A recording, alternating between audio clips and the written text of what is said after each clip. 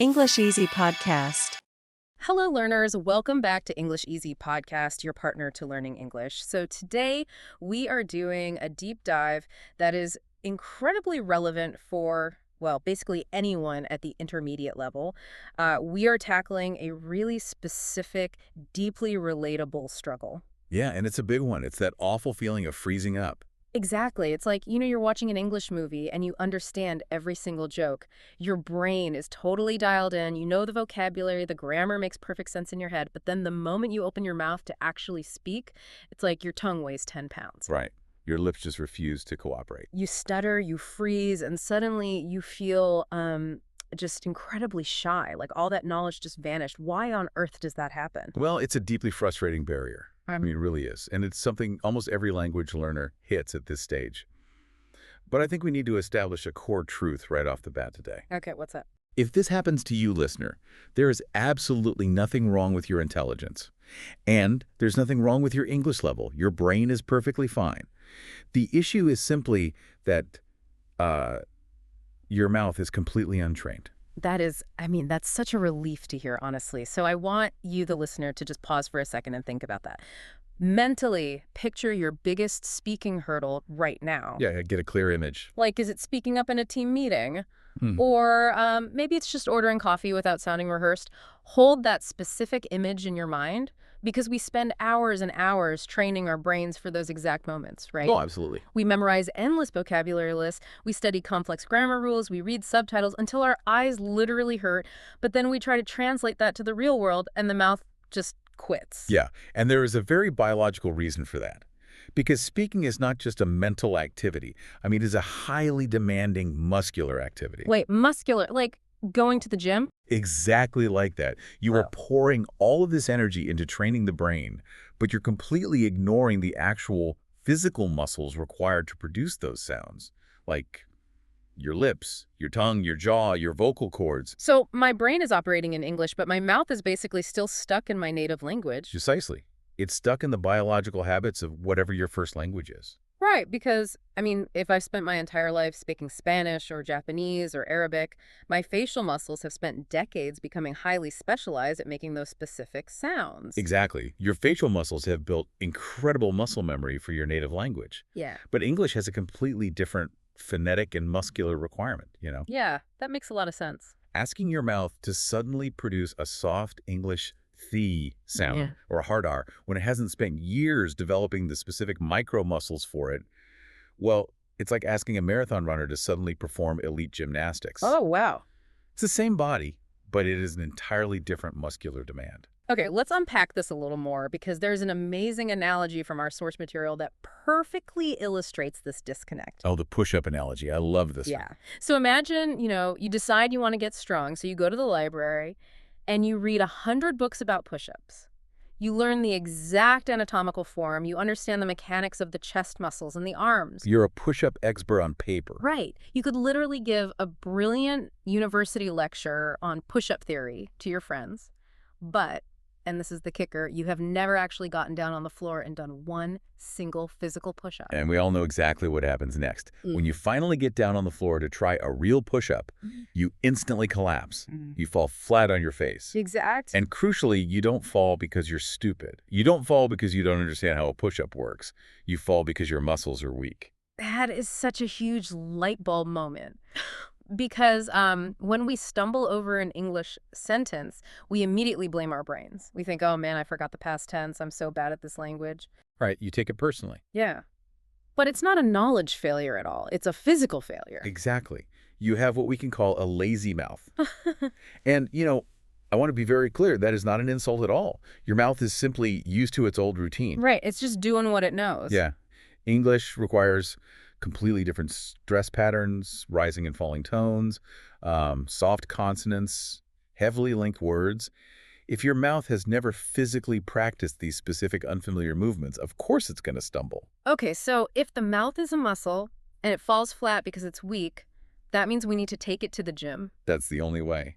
But I have to push back a little here. Like, we are all incredibly busy. If my mouth muscles are 30 years behind my brain, how on earth am I supposed to catch up without spending, I don't know, 3 hours a day doing vocal exercises? Well, that's a fair question, but efficiency is the key here. The research is very clear on this. You do not need hours. You don't need expensive tutors or elaborate language labs. No. Yeah, what you actually need is a highly focused 5-minute daily routine. Just you, your voice, and 5 minutes. Okay. I mean, I love efficiency, but come on, 5 minutes. Is 5 minutes of practice really going to beat like an hour of passive listening to a podcast? It absolutely will. Yeah. Because passive listening trains the ear, but it does zero work for the facial muscles. Ah, I see. 5 minutes of targeted physical tension release and muscle activation does way more for your pronunciation than watching 3 whole movies in English. And it all starts with step 1, which is a 1-minute physical warm-up. Let me guess. This involves standing in my bathroom and making weird faces at myself in the mirror? It absolutely does. But there is a deep physiological reason for it. Think about that marathon runner again. Before they sprint, they stretch. Right. They warm up? Yeah, they release the lactic acid and loosen the tension. Before you speak a foreign language, you have to loosen the physical tension in your face because mental anxiety always manifests physically. Oh, that is so true. When you're nervous about your English, your jaw clenches. And when your jaw clenches, your pronunciation immediately gets worse. Which just makes you more nervous. It's a total vicious cycle. Exactly. So we break the cycle with 4 specific gymnastics that take about 60 seconds total. First up is lip rolls. You gently buzz your lips together, making a sound kind of like a small motorbike. Okay, I'm going to actually try this right now. Listeners, I want you to try this right now, wherever you are. Just buzz your lips together like an engine. Wow. Okay, that feels utterly ridiculous. It does. But did you notice what just happened? It instantly forces the muscles around your mouth to vibrate and relax. It breaks the physical tension. Yeah, my face does feel a bit looser. And honestly, it breaks some of the mental shyness too. Because to do a lip roll, you have to let go of looking perfectly poised and dignified. I totally see that. If I'm willing to make motorcycle noises in my bathroom, suddenly mispronouncing a vowel doesn't seem like the end of the world, right? So what is the next movement? Second is a tongue stretch. Your tongue is a massive muscle, and it does so much heavy lifting in English. So you just push your tongue out of your mouth as far as you can, and then slowly pull it back in. And you just repeat that 3 times. Okay, simple enough. Third is jaw loosening. Open your mouth wide as if you're faking a massive exaggerated yawn, and then close it softly. Oh, unlocking the jaw. I catch myself clenching my teeth all the time when I'm trying to concentrate on translating something in my head. Most people do, yeah. And finally, the 4th movement is the smile stretch. You hold a massive ear-to-ear smile for a few seconds like you just won the lottery, and then relax. Nice. Do all 4 movements, and your face is physically primed to speak. Which brings us to step 2 of the daily gym, which is the mirror technique. This takes 1 more minute. Okay, let's unpack the mirror technique because I think this hits on a massive psychological barrier for learners. We really hate looking at ourselves when we feel incompetent. Oh, we do. It's uncomfortable. But this minute is entirely about building presence and confidence. You stand in front of that mirror and you do not look at your nose or your hair or your outfit. So no criticizing your pores. Exactly. You look directly into your own eyes. You choose one strong, affirming sentence in English. For example, I am learning to speak confidently, or this is my voice, I own it. And you say it 5 times, getting slightly faster each time. You know, the genius of this is that it forces you to confront the fear of being seen. Yeah. Because so many learners are terrified of what they look like when they speak English. Right, they want to hide. Yeah. By forcing yourself to watch your own lips and jaw move, the mirror stops being a judge and starts being a coach. You become hyper-aware of your physical presence in the room. Exactly. Physical awareness is crucial. So, you've warmed up the muscles, you've looked yourself in the eye and built some baseline physical confidence. That's 2 minutes down. Now, for step 3, we have to address how the words actually come out of your mouth. Because I have seen so many learners, and I mean people who have flawless, textbook perfect grammar, who still sound completely robotic. Oh yeah, very common. They speak by distinctly separating every single word, like, I'm going to the market. The grammar is 100% correct. They pass the written test with flying colors. But the music of the language is completely missing. Right, because native speakers rarely speak word by word. We speak in what linguists call sound clusters. Sound clusters. Yeah, these are groups of 3 to 6 words that are spoken as one single fluid motion. It is like a tiny train of words all linked together, sharing a single breath. Okay, give me an example of a cluster. I want to hear the difference. Sure. Think about the question, what are you doing? If you read it from a textbook, it's 4 rigid blocks. What are you doing? Very choppy. But in spoken English, it melts together into a smooth cluster, what you're doing. Or take a phrase like, let me know. In your head, it's 3 distinct words. But in spoken English, it has a rhythm. You say it almost like a rhythmic song or a rap beat. Let me know, let me know. Oh, yeah. Feeling that rhythm makes your speech feel so natural. So how do we actually practice clustering in our 5-minute gym? We have 3 minutes left on the clock. Right, so we use 2 minutes for what we call shadow speaking. You find a very short audio clip of a native speaker, just 5 to 10 seconds long. Like from a podcast or something. Yeah, it could be from a movie, a podcast, or a YouTube video. Mm. You listen to the clip and you repeat it immediately. But here is the trick. You do not use your own voice or your own style. You act as a shadow, copying the rhythm, the speed, and the emotion exactly. Oh, I see the mechanism here. By focusing entirely on mimicking the sound like a parrot, you are completely bypassing the translation part of your brain. Exactly. Usually a learner hears English, translates it to their native language, formulates a response, translates it back to English, and then speaks. It takes forever. But shadowing cuts out the middleman entirely. It really does. You are linking the ear directly to the mouth in real time, which is exactly how a toddler learns to speak. You aren't analyzing the grammar of the cluster. You're just physically feeling how the cluster bounces off your tongue. Which leaves us with the final minute of our daily workout. Step 4. Yes, step 4 is the fluency loop. You take just one simple sentence. Let's say, I am going to improve my English.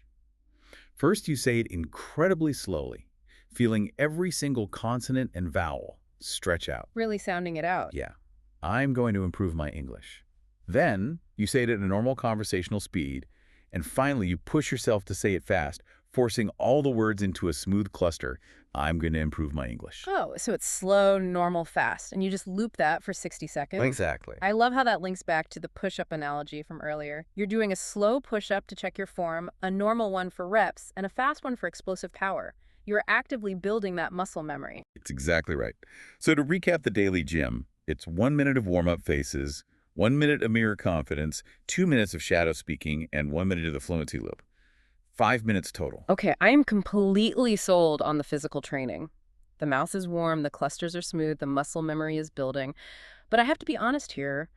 I can be a rock star in my bathroom mirror, but put me in a real room with native speakers, and fear can still completely ruin the conversation. Oh, definitely. How do we sync this newly trained mouth with a brain that is absolutely terrified of making a mistake? This is where we have to look at the psychological relationship between the brain and the mouth. Mm. And there's a brilliant metaphor from our source material for this. Your brain is the pilot, and your mouth is the airplane. Oh, I like that. You can spend all month doing your mouth exercises, building the perfect aerodynamic airplane. Oh. But if the pilot is shaking with fear, gripping the controls, and overthinking every single cloud in the sky, well, the flight is going to be a disaster. That is so vivid. The turbulence isn't coming from the air, it's coming from inside the cockpit.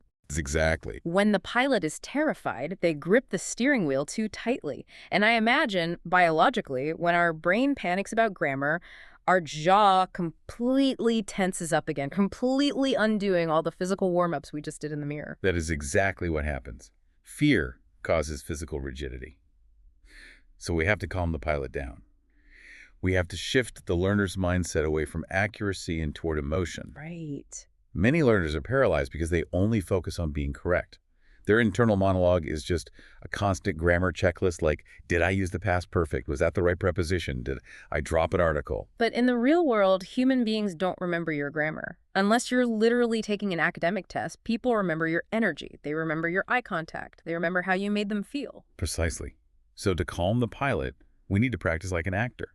If you take a simple sentence like, it's going to be a great day, and you read it like a student trying to pass a test, it sounds completely flat. Yeah, very boring. But what if you say it like you are absolutely furious? It's going to be a great day. Or what if you say it like you are terrified? It's going to be a great day. Okay, but why does that work? Why does acting angry or sad help me learn English better than just writing the sentence down 10 times in a notebook? Because of how human memory works. Emotion attaches a chemical marker to the memory in your brain. When you tie a physical emotion to a vocabulary word, it bypasses the analytical, slow grammar checker in your prefrontal cortex. Oh, wow. It forges a much stronger, faster neurological pathway. Which brings us to the most powerful tool in our deep dive today, the 5-stage repetition method. Okay, let's really take our time with this, because I think repeating things the wrong way is exactly why people end up sounding like robots. If you just say the same phrase flatly 10 times, you are basically just reinforcing a bad habit. Absolutely. Real repetition is about evolving the sentence and shifting the cognitive load as you go. So what's the first stage? Stage 1 is slow clarity. You say the target sentence very slowly, 3 times. The goal here is zero emotion, just mapping the physical shape of the words. You are letting your lips and tongue memorize where they need to be. So your brain is 100% focused on the mouth mechanics. Got it. Right. Then stage 2 is flow repetition. You speed it up to a normal conversational speed. You're looking for that smooth cluster rhythm we talked about earlier. Okay, linking the words together. Exactly. Then we hit stage 3, which is emotion repetition. This is where the acting comes in. You say the phrase 3 times, but each time with a completely different emotion: happy, sad, embarrassed. This is where you attach that chemical marker to the memory. You're basically distracting the brain from the grammar by giving it an emotional task. That is so clever. What's stage 4? Stage 4 is pressure repetition. You force yourself to say the sentence fast, but still clearly. This is a stress test. It teaches your mouth to react under pressure without giving your brain the time to panic and overthink. I love that. You are simulating the panic of a real conversation, but doing it in a safe environment. Exactly. And then we reach stage 5, which is where the magic really happens, real-world use. Okay, explain stage 5. In stage 5, the cognitive load shifts completely away from the words themselves and onto the context. You take that sentence and you vividly imagine using it in a specific real-life situation. You know, I want to actually do this with you right now, listener. Wherever you are, we're going to do some professional conversation shadowing using stage 5.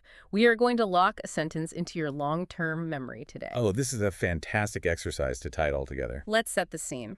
You are in a professional environment.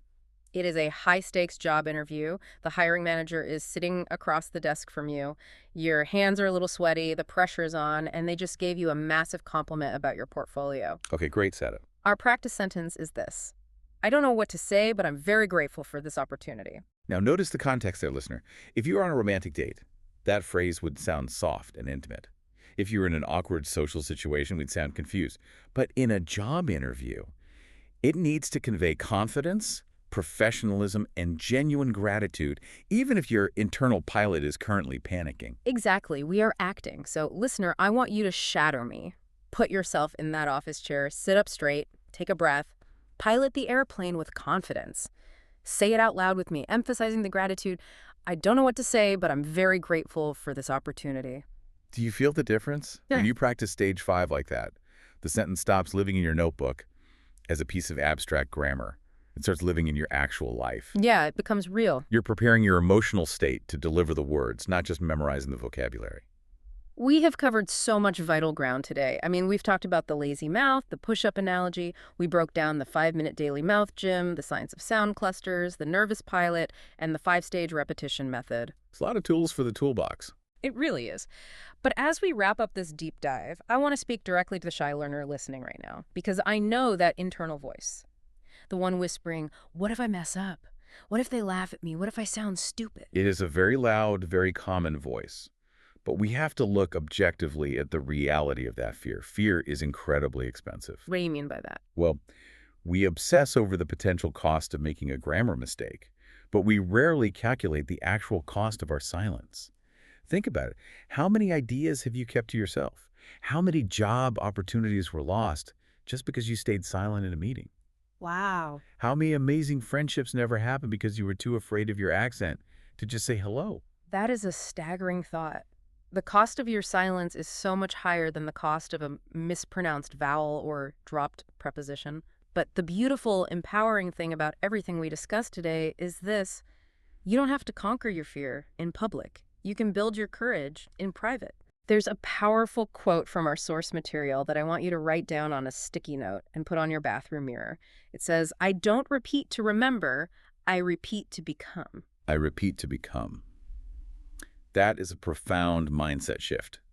Because fluency is not bestowed upon you magically in public. Fluency is built in the privacy of your bedroom, or in your kitchen, or in the car when no one is watching. Right, behind the scenes. You do the weird lip rolls, you talk to yourself in the mirror, you practice the job interview sentences to an empty room using the 5-stage method. And then, when you finally step out and speak in public, people only see the result. They just look at you and think, wow, you are so naturally fluent. They didn't see the 100 push-ups you did in private. And that brings us right back to our core thesis today. Your mouth is a muscle. It is not a test of your worth, and struggling to speak is not a sign that you are unintelligent. Absolutely not. You just need to hit the gym and train the specific muscles required for the English language. So, I want to leave you with a provocative thought to mull over today as you go about your week. Let's hear it. If fluency is really just physical muscle memory and private repetition, who could you become in just 30 days if you treated your voice like a muscle to be trained, instead of a test of your intelligence? It is a question worth exploring, and I think the answer will surprise a lot of people. Keep training that mouth, keep building that muscle memory, and most importantly, keep speaking up. We will catch you on the next deep dive.